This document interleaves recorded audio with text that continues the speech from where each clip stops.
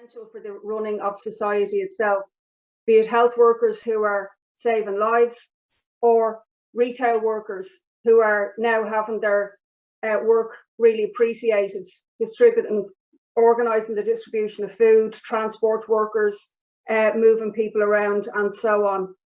But we are also seeing a huge attack on workers' rights because many companies are using the opportunity of the global pandemic to cut their losses, to shed their workforces, to streamline their and restructure, as they would call it. And we've seen mass layoffs here in the south of Ireland, in Devlin's, in Oasis, in Warehouse, and now today we see the announcement of hotel chains letting thousands of workers go, and also Ryanair and Aer Lingus talking about thousands of workers being thrown onto the dole queue potentially. We want to discuss tonight what workers can do to resist those attacks and to defend our living standards. We also want to discuss the issue of, who will be paying for COVID-19, who will pay for the next recession that will be triggered by COVID-19. If another decade of austerity is what's been offered by this system, well, then maybe we need a new system if that's the best that's on offer. The first organisers of trade unions in Ireland and worldwide were socialists. They had a different vision of how society could be run. Connolly and Larkin, obviously in particular, well known to people. So we want to discuss at some of these online meetings that we're organising during the global pandemic, how the majority in society can turn the tables, not the CEOs and the billionaires who currently have the ultimate say. So tonight's speakers I will introduce as we go along, but we are going to hear from a worker from Devlin's. We'll be hearing from a frontline worker in transport. We'll be hearing from a young trade unionist in hospitality. We hope to have an Italian socialist reporting on what's arisen after the coronavirus epidemic there. And we'll have Mick Barry, who's our Socialist Party TD in the Dáil. So keep your comments coming in while the meeting goes on. Please keep sharing the meeting because we want as many people as possible to join the meeting tonight. And also, as the meeting goes on, we'll have an attendance sheet that if you're just, joining the live video, you'll be able to leave your name, leave your details to find out more about the Socialist Party. I'll tell you more about that as we go along. So we'll get started. And our first speaker is Amy Ferguson. Amy is the branch secretary with Unite Hospitality in Belfast. She's a young trade union member, very involved in some of the struggles that have taken place in the north around protecting workers' health and safety. So, Amy, work away there.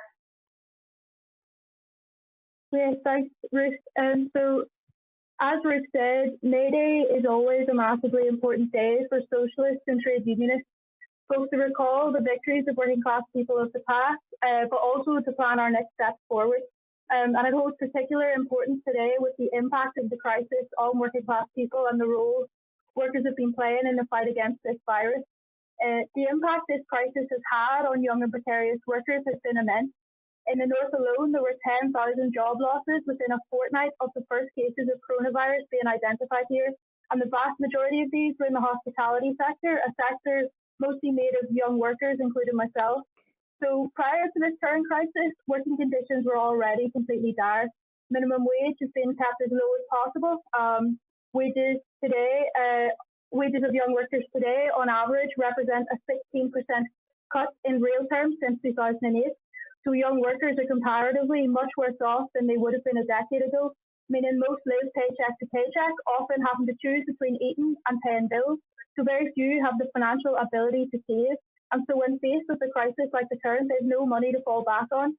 And one of the excuses the bosses and their political representatives have used to keep wages low is that it is so-called unskilled work, which has never been true.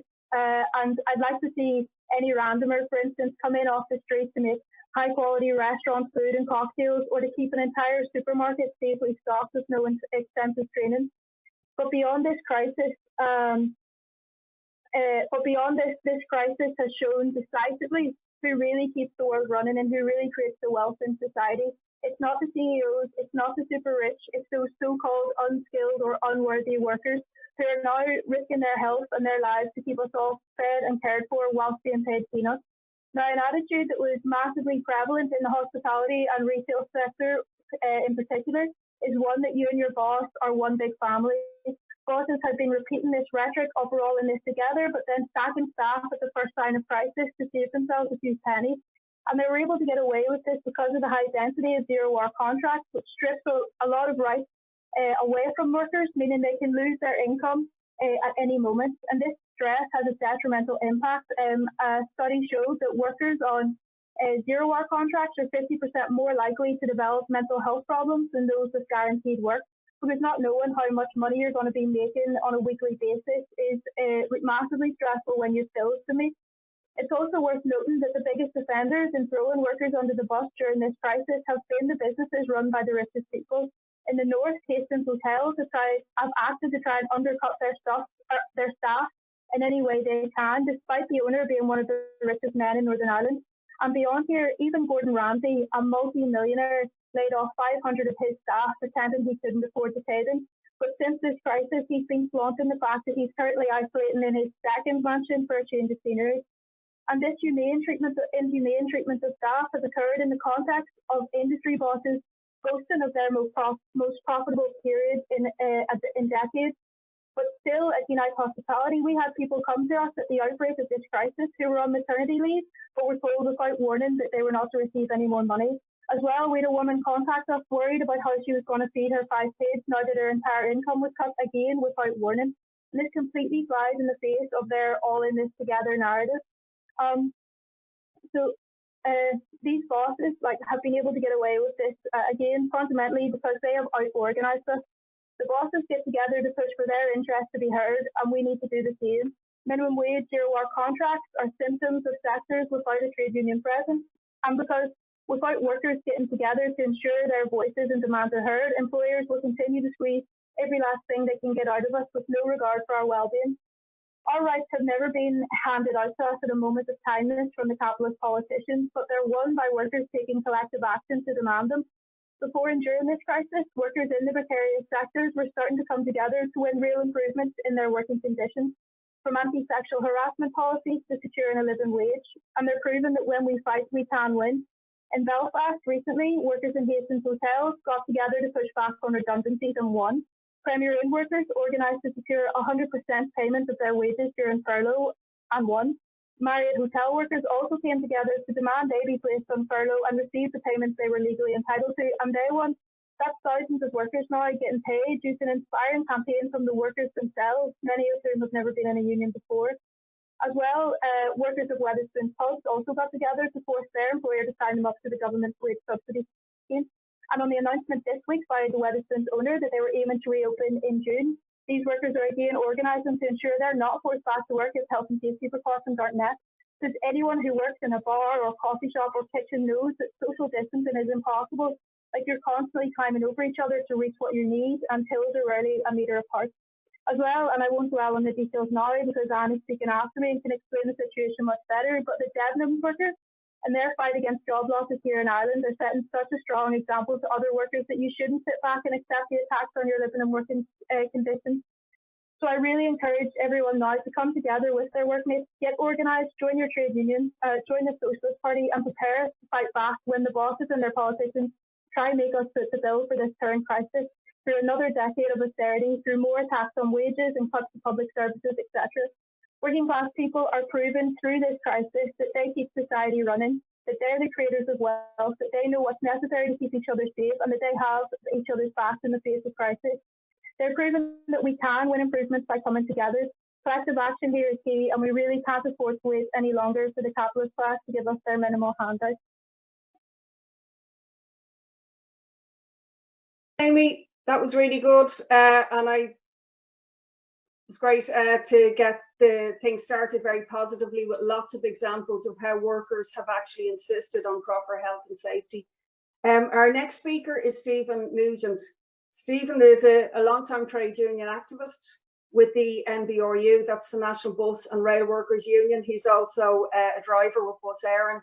And Stephen has been very much to the forefront in trying to get proper health, safety, social distancing measures for bus workers. So Stephen, thanks for joining us tonight, and work away when you're ready.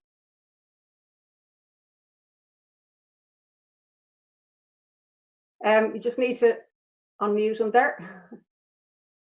Hang on a second. I'm here now. Yeah, go ahead.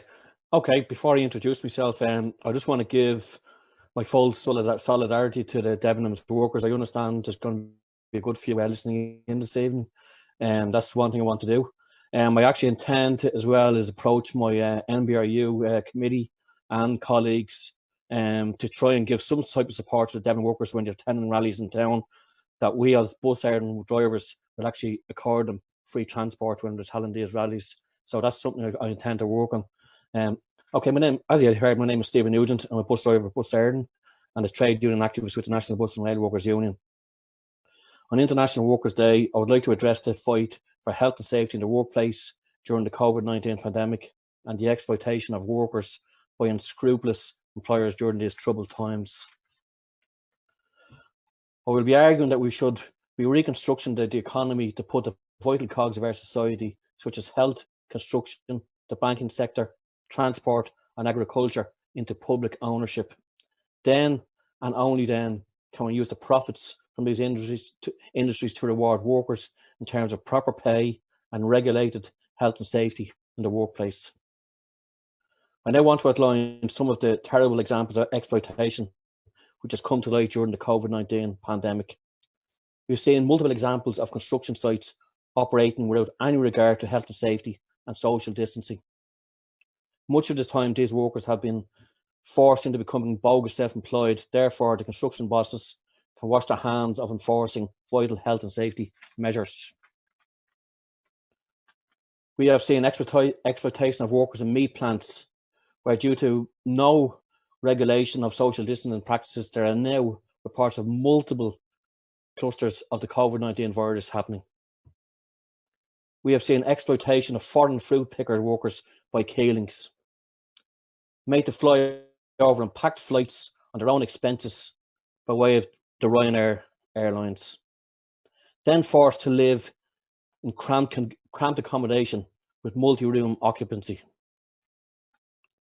We see new entrants into the health service being put into contracts controlled by an outside agency, which prohibits strike and sick pay claims. All these so-called gestures by the government to the health workers, and this is what's really happening behind the scenes. We see the abandonment of the senior citizens of our country by not identifying and prioritising the most vulnerable section of our community in terms of exposure to the COVID-19 virus. These elderly people have been literally left to die due to the policies of the Fianna Fáil, Fine Gael in outsourcing elderly care for profit-only nursing homes. We see over 700 million to be paid to private hospitals up to September. This money could build a new public hospital alone. We see 14 billion of Apple tax lying in the bank, which could be used to pay for total mortgage forgiveness to workers laid off during this pandemic, used to pay for full redundancy payments to workers such as the Debenhams staff, used to fund proper PPE to all frontline staff. Yes, you can still hear me there? Yeah, okay. Yeah, I have been liaising with the London Transport Workers reps, and by doing so, I learned of the terrible conditions those drivers were under and the transport workers. So in doing so in the past few weeks, I've been pressing management and trade union officials for proper PPE to avoid the loss of lives was happening over in London. I have fought for PPE for all drivers, protective screens to be fitted in all vehicles, fare free public transport during this crisis. And in solidarity with our London Bus colleagues, I organised a countrywide moment of silence in recognition and support to the colleagues and families who lost their lives during this crisis.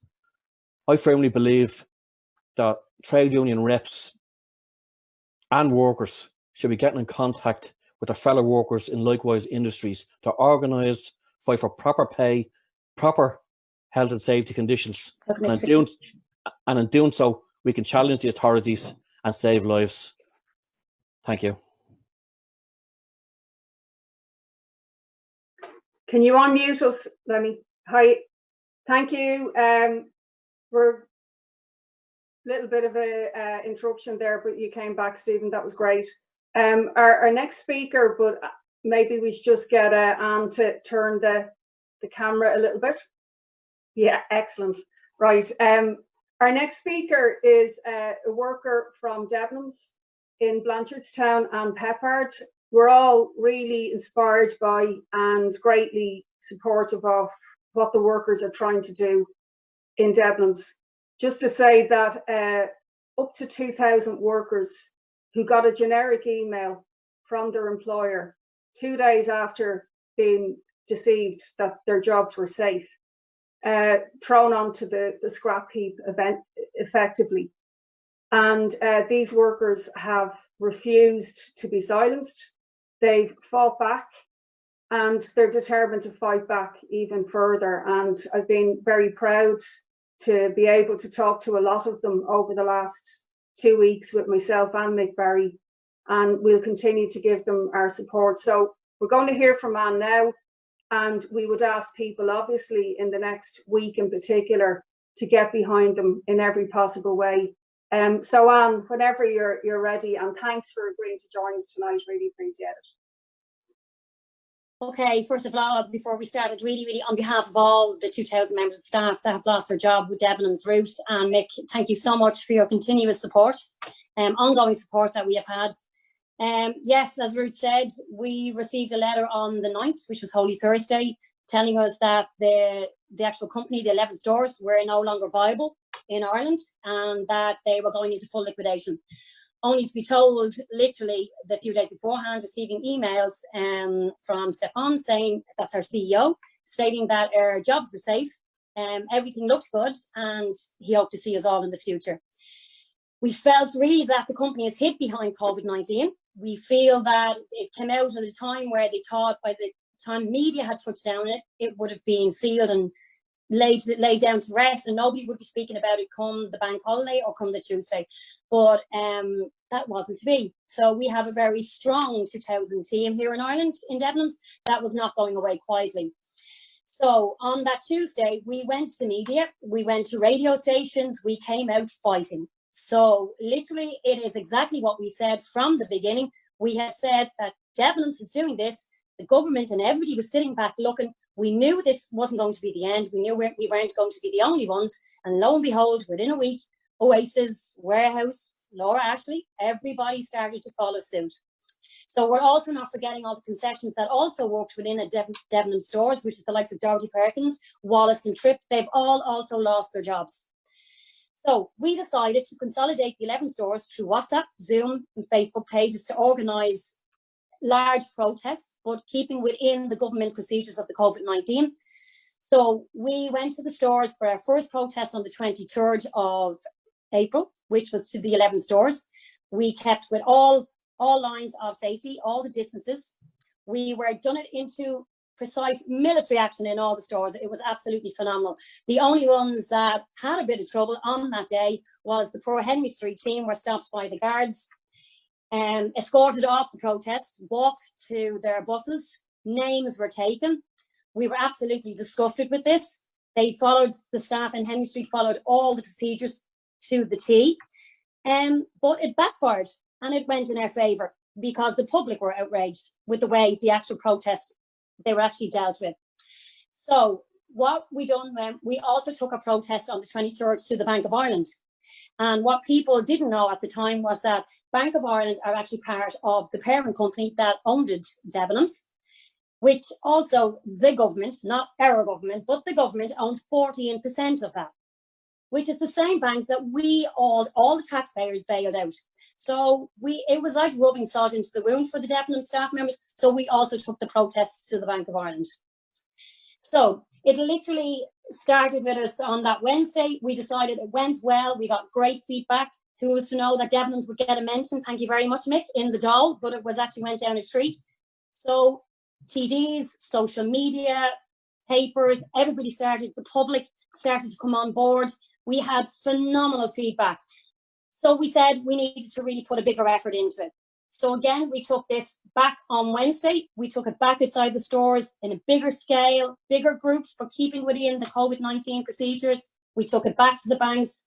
We were full of a high, and then Thursday came, which was yesterday, and it was before the courts, the case was with the liquidators, and we were absolutely fuming at the end of it to find out we had not got a voice. There was nobody representing the Debenhams staff members within that court case. If anything, one of the staff members that was there was approached and escorted out of the court. So it has only heightened the Debenhams staff to jump even further with this. The way we see it now, our next protocol is next Wednesday, which is the 6th of May. The protests will come from the stores and will now follow outside the Dáil. We are asking then with the staff members that are outside the Dublin area to take it to city halls, TD offices, the Bank of Ireland branches, wherever they can take it. Obviously, keep them within the restrictions that we can possibly take it, keep them with the health and safety of the staff. What we're actually trying to get out to the public is we will continue the fight. We're making our stance. We're not going away. If Debenhams is going to get away with this, other companies are going to too. So people are going to stand back and look at this and look at it in a larger scale. So we have been, from the beginning, fighting for our jobs, fighting for our livelihoods, fighting also for everybody else there, all the taxpayers in retail, everybody out there with jobs at the moment. This is such a large company. If they can come here and disband this company and still be running an online, Debenhams.ie is still running, it's still there, you can still order off it. If this is all still going on and this is known to the public and they're getting away with it, where is this going to stop? This is going to be such a domino effect when this COVID-19 lifts and when we're out there, what is left? What is going to be left in the retail sector? But again, we would like to thank the public and yourself, Ruth and Mick and the team for your continuous support and for your continual support, because the fight with the Debenhams staff members is not over yet.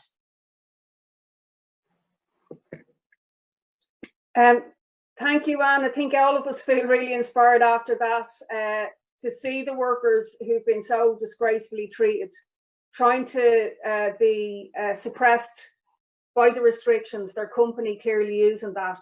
But workers will always find a way to fight back, and you've demonstrated that very amply.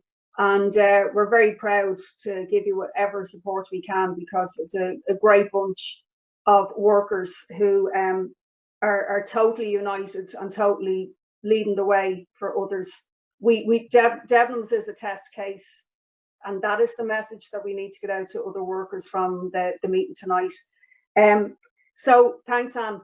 Our next speaker, I think we have him on the call now, is Massimo Amadori. Massimo is a member of the International Socialist Alternative in Italy, and obviously Italy has been devastated by COVID-19. Its health system, unable to cope, a whole generation of elderly people tragically wiped out, and there's been huge repercussions for working people in Italy. So thanks for joining us, Massimo. Thank you, comrade. I will talk about the Italian situation that is very difficult from the beginning, because with over than 200,000 affected and by COVID-19 and 30,000 deaths, Italy is at the epicenter of the coronavirus crisis. The reality is worse than the one shown by statistic, because in fact the population is not being tested, and so there are more people affected and more deaths in particular in Lombardia, Regione Lombardia. so the population not being tested. And if you are an ordinary person, a worker, a student, and you have symptoms of coronavirus, you are told to stay at home and to phone back if your symptoms are getting worse. What is the problem? The problem is that when the symptom getting worse, it could be too late to go in the hospital, and so there are a lot of people that are dying, unfortunately, in their home without being hospitalized because they don't test people, and then they don't bring us to the hospital. And in particular in Lombardia, in the north, that is the more affected by the virus. The majority of people died of coronavirus at their home, not in the hospital. Yeah, our health system is collapsing because of, in particular, because of the cuts of in the health system. In the last, only in the last 10 years, 37 billion of euro have been cuts in the health system, and at the same time, private hospitals have received public fund, billion of public fund, in particular in Regione Lombardia, that is led by the Lega Nord of Salvini, and when the 30% of health system have been privatization in the last years. From the government, Regione Lombardia and Confindustria, that is the association of Italian bosses, have a lot of have committed a crime during this crisis, because for weeks when the COVID-19 affected thousands of people and thousands of people died, they don't want to close the factory, so the production of factory go on, and in Regione Lombardia thousands of people died because the factories go on. The bosses organization Confindustria avoided the closure of the factory by making pressure on government and the Regione Lombardia. For a week, the workers had to go in factory, and so they were affected and died. This is a mass murder committed by bosses and government.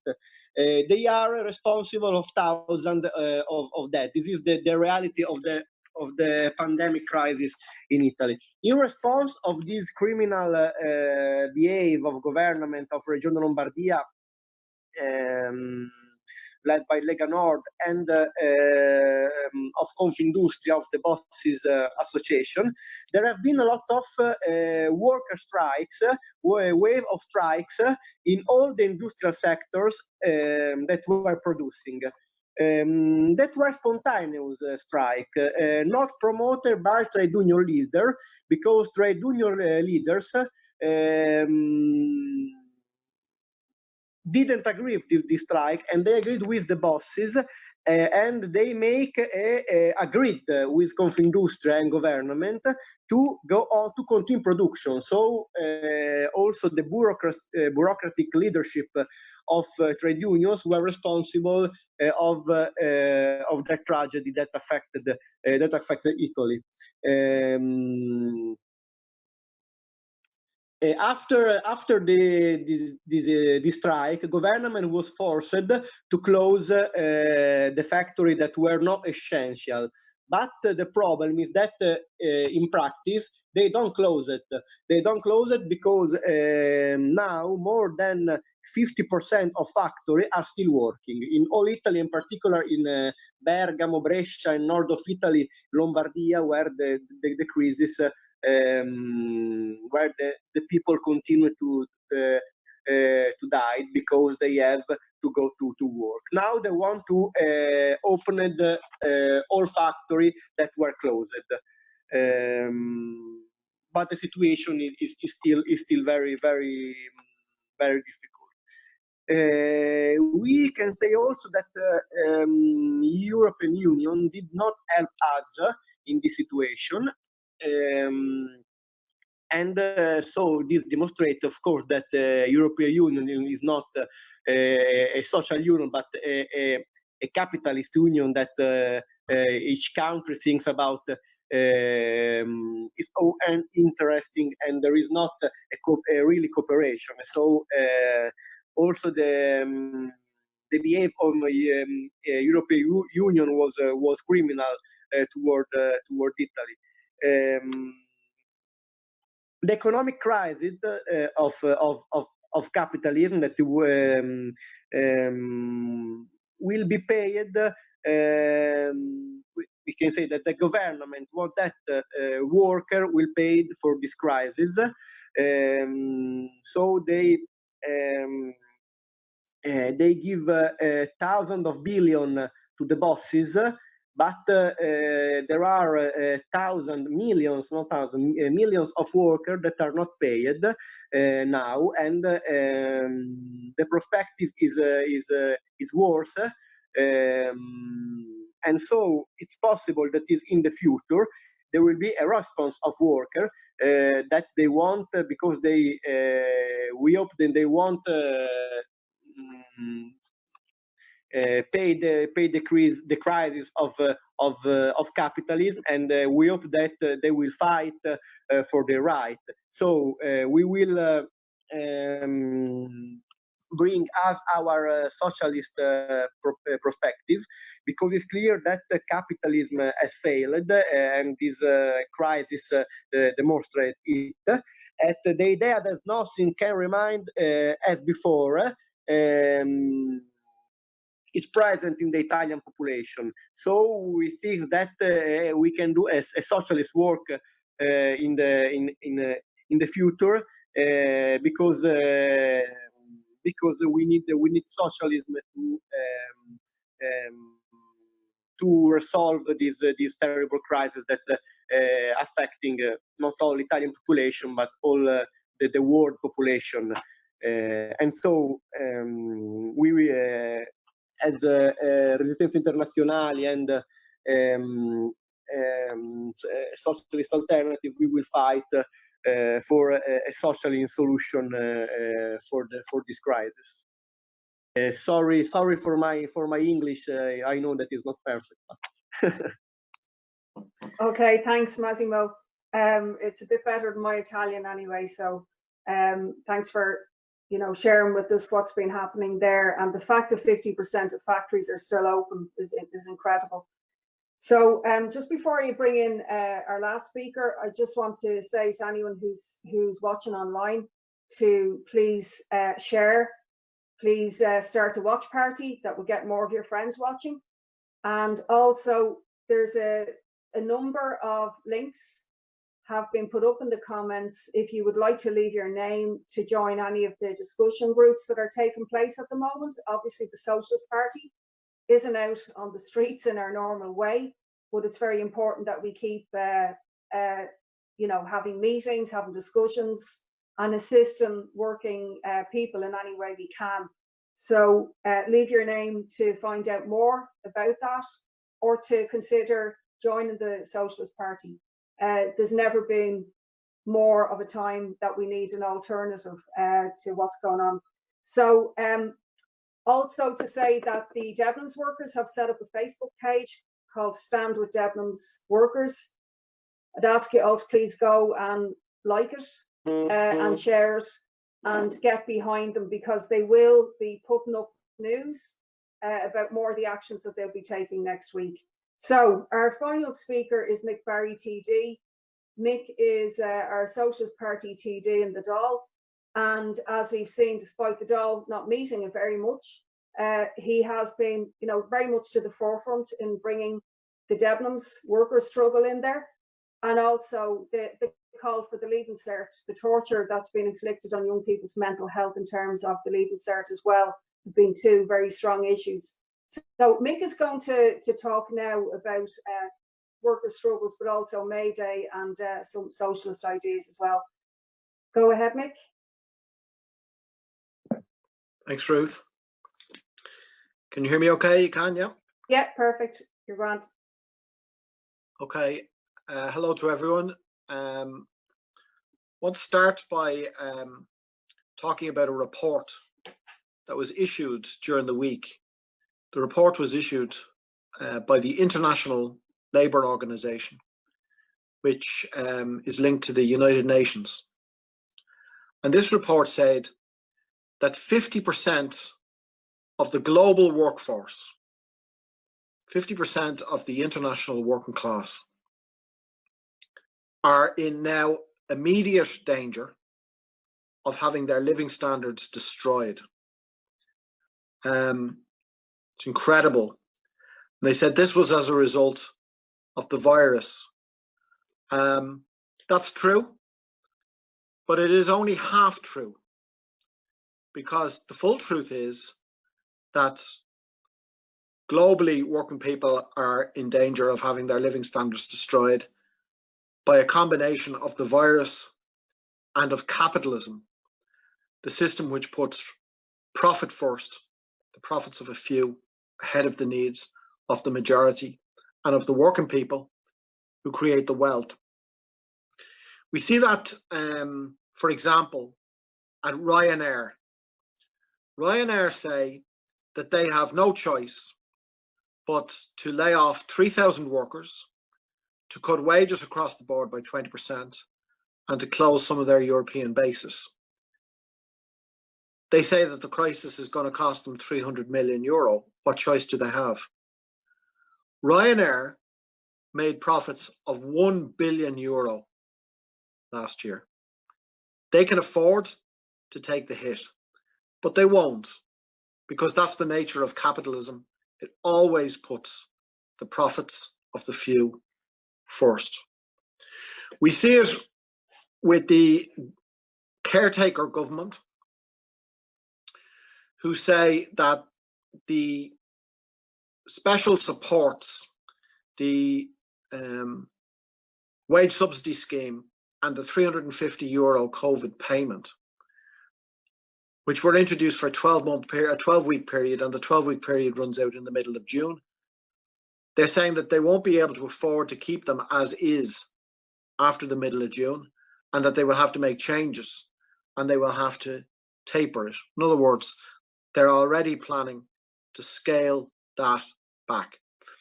They say the country can't afford the cost of that. But have a think about that. There's 14.3 billion euro sitting in a bank account, back taxes, owed by Apple, that even the European Commission says should belong to the country here in Ireland.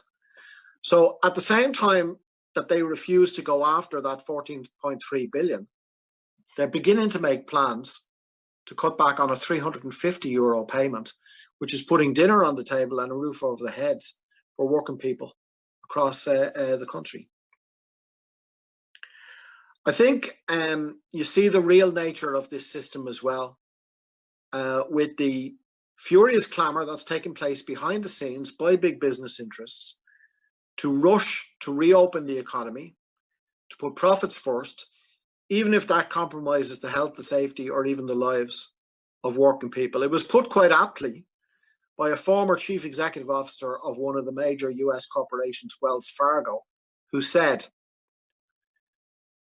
when these people go back to work, these people, he says, sure, some of them are going to get sick. Some of them might even die. But we have to reopen the economy. These people are faced with a choice. Is it health or is it jobs and the economy? That's the gun that they're putting to people's heads. Now, socialists do not accept that blackmail. We say we should not be rushed back to work to maximise profit for a few at the risk to our health. We understand, of course, that the economy will have to reopen at a certain point, but we say it should be when workers decide. Not when they force us to, but when workers decide. And when we go back, health and safety standards should be under the control of working people and what we say is acceptable. For example, on the building sites, which is going to be one of the first jobs to reopen, there's going to be COVID-19 compliance officers. They should not be management stooges appointed by the management and the owners. They should be democratically elected by the workers in the job, with the union involved in that sense. I think that a feature of this meeting is the tremendous struggle that's being waged by the workers at Debenhams. But Debenhams could be organised in a different way. The online retail business is profitable. More than a third of the stores in the country are profitable. You could have a situation where if the state were to step in to save the jobs, you could look at cutting the rent that's paid to the big landlords.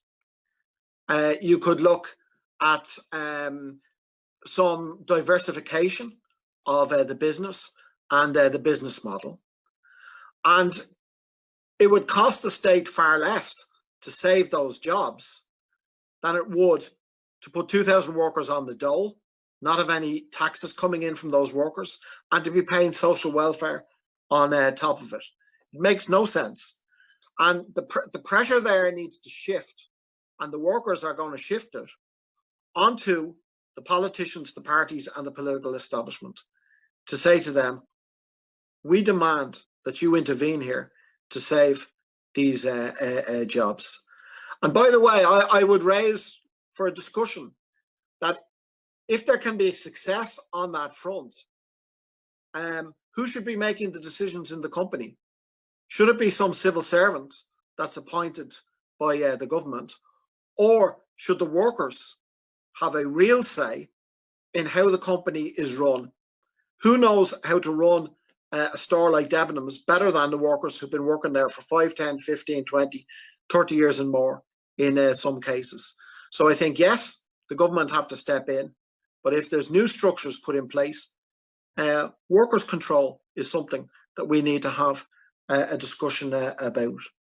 I'll just make a brief point on the Leaving Cert, because what an example that is of the fact that our society is nominally a democracy, but in reality, a dictatorship where the decisions are made by the few. I think if you had an opinion poll or a vote of Leaving Cert students tonight, I suspect more than 90% would say that these exams should be cancelled.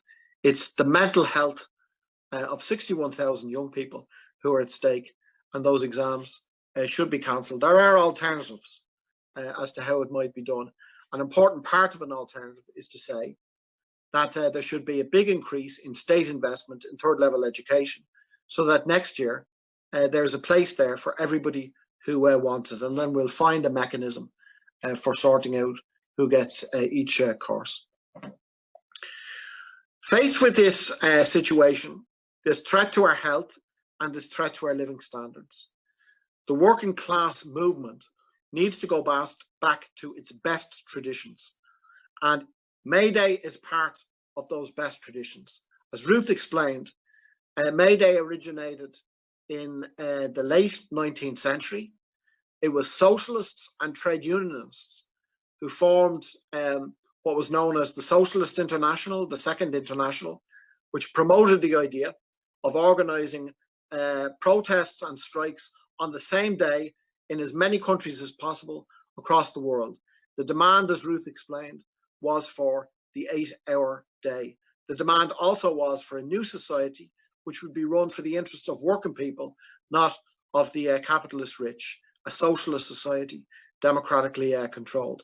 First May Day demonstrations in Ireland were in 1890, simultaneously in Cork and Dublin.